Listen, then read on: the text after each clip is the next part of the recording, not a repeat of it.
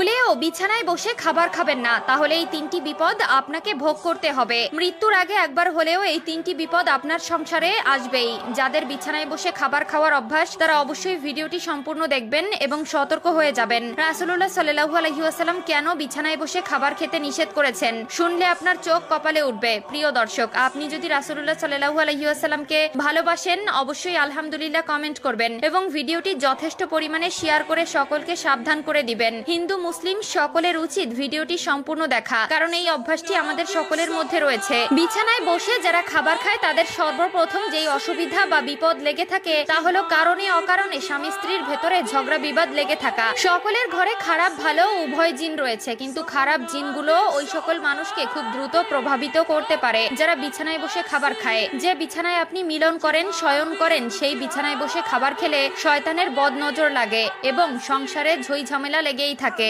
2 নম্বরে যারা বিছানায় বসে খাবার খায় তাদের ঘরে সব সময় কেউ না কেউ অসুস্থ হয়ে থাকে।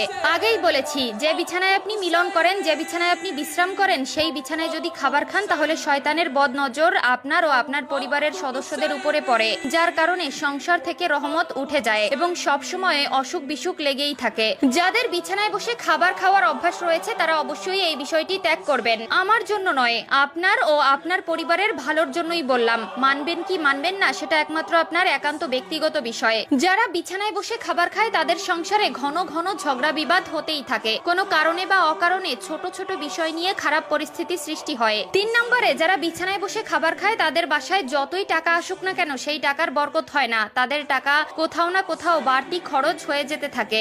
এক কথায় এই ধরনের ব্যক্তিদের উপর থেকে আল্লাহর রহমত উঠে যায় এবং আল্লাহর দেওয়া রহমতে বরকত তাদের উপর থেকে উঠিয়ে নেওয়া হয়। পবিত্রতা ইমানের অঙ্গ এবং যে খাবার আপনার জীবন বাঁচায় সেই খাবার অবশ্যই আপনার পবিত্র স্থানে বসে খাওয়া উচিত। খাওয়ার জন্য আলাদা ঘর বানানো উচিত বা রুম বাছাই করা উচিত। বিশেষ করে অবশ্যই ডাইনিং এ বসে বা ফ্লোরে বসে খাবার খাবেন, কিন্তু বিছানায় বসে কখনোই খাবার খাবেন না। যারা বিছানায় বসে খাবার খায় তাদের সংসারে এই 3টি বিপদ লেগেই থাকে। যদি বিশ্বাস না হয় তাহলে অবশ্যই মিলিয়ে দেখবেন। বিছানায় বসে খাবার খেলে এই 3টি বিপদ আপনার সংসারে আসবেই এবং কারো কারো সংসারে হয়তো এই 3টি আলামত চলমান। আমরা অনেকেই আছি অভ্যাসগত কারণে ঘুমানোর বিছানায় খাবার খাই, এটা একদম করা উচিত নয় এবং যদি আপনার ভেতরে এই ধরনের সমস্যা বা অভ্যাস থেকে থাকে অবশ্যই তা পরিহার করবেন। আল্লাহ তাআলা আমাদের সকলকে সঠিক বুঝ দান করুন, আমিন।